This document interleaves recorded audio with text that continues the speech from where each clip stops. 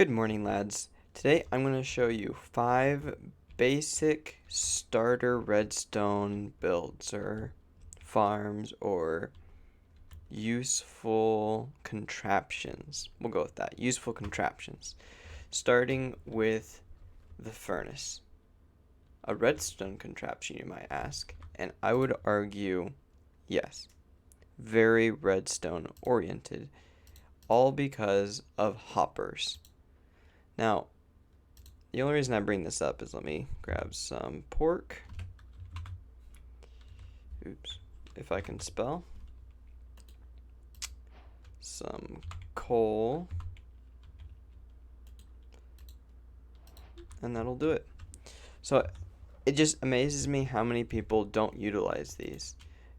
I see a lot of people that just fill these slots and then they come back and refill it, and they waste a lot of time just coming back and refilling it, when all you need to do is set up a hopper going into the side or the back, which that will do the fuel source.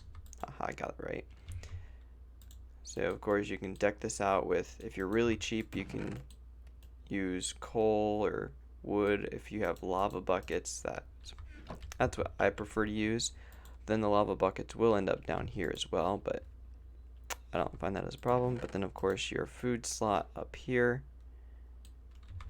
So it's just surprising how many people don't use this. I think it's one of the most useful things in Minecraft, the infinite furnace. And of course this works for the blast furnace and the smoker as well. You just add a hopper to the side, a hopper underneath, and a hopper on top. Of course the hopper on the side or the back is the fuel source. The hopper on top is the what's being cooked, whether it's stone, meat, or vegetables, what have you. And the hopper underneath takes the cooked items and the empty buckets if you have empty buckets. But there's that. Super simple, but super useful. Don't underappreciate it. Then the next is the infinite crops. So I just broke that potato, which is tragic. This might only work in survival. Potato is what I'm looking for. Potato. Potato. This also works with carrots and other seed to crop things. Let's jump into survival. And so the way this is going to work is I have a piston under here. It's going to get powered by this, obviously bone meal in here, and it's going to create a ton of pulses. Super simple. Resources are very easy to gather. But then you stay well fed. You hold right click and then you tap. I don't think you can hold, no, you can't hold both. But this is a super easy way just to get a whole bunch of crops in a hurry. No, this is not the best way to do it, but if you're just starting in your world and you just need something quick and dirty, this will do it. Another example of not the most efficient but super useful is the infinite sugarcane farm. And I say infinite because if you set this up in your world and you forget about it, it will not stop running. It will just go on, and it looks like, oh, I'm still in survival. So the way it works is very simple. Whenever they grow up to here, that slot gets broken. Now, as you can see, like I said, not the most efficient. There is some waste. This would be an interesting thing to see if the new mob would be able to alleviate some of that waste. But then back here, super simple, a block running right out of the observers and a redstone line right underneath that block. And then obviously sand, and this is a water stream, so if these were all source blocks it wouldn't work, but because it's a stream they will all flow into the hopper here at the end. But super simple, pistons, observers on top. And obviously if you have the pistons one layer lower, it will take out your source sugarcane, so you can't do that. It has to be the second one up.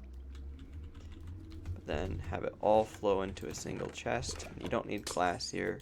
Just did that so you can still see it working. I enjoy being able to see it work. And then another super simple, super easy is a wax farm, honeycomb farm, or honey bottle farm. It works for all the above. It's very simple. You surround a beehive, which the best way to get a beehive with all the bees in it is wait for night, because at night all the bees will just automatically go in. Surround it with a block so they can't escape, except for the two in front. You want one to be a grass block and then a flower on top, and then a fence or another not whole block on top of a hopper leading into a chest. And obviously you want 3 bees in there, an observer facing the beehive or bee nest, redstone line, and then a dispenser full of shears or honey bottles, whichever you prefer.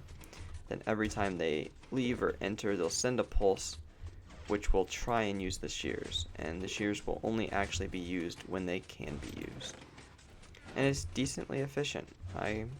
Sometimes you'll get some waste, like they won't make it all the way over to the hopper, but I think it's worth it. Then this one is the only one I haven't put in my survival world. I'll put it that way. So it's definitely harder to set up. Let's see if I can get this in my offhand. I guess I could have just pushed F. But it also only works in survival.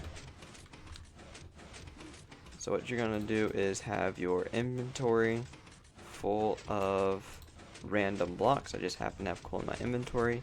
And you hold right click.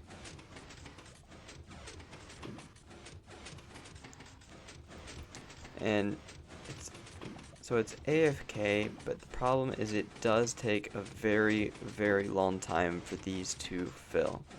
So this is definitely one that you'll want to just let run overnight while, say, your sugarcane farm, your bee farm's also running. But you can get some lava buckets just standing here, but now it's going to take a very long time for those to actually refill.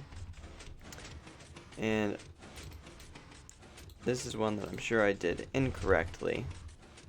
But no, I know I did the lava correctly. But how I did the pistons moving at the right time is very amusing. I just had two repeaters here to start the line. They're both facing the same direction, which means the redstone current couldn't travel back this way. Actually, I'll just show you, see if I can pull it off twice. So if I do this, they should all stop.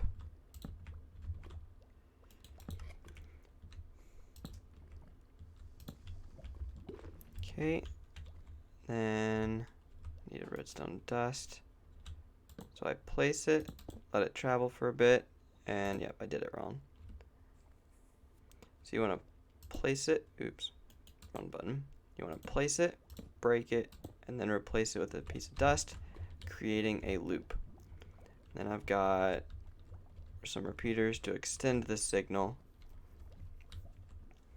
And the way I connected it was I found, let's see, it's this one. No. It's this one. So I hooked this one up first. And then I wait for it to be extended. And then I place this one, so extended, place. See how it's got that pattern. Then I do the same thing over here. Wait for it to be extended, extended, place. Now that, I don't think that's right actually, because it happens at the same time. So I'll try again, extended place.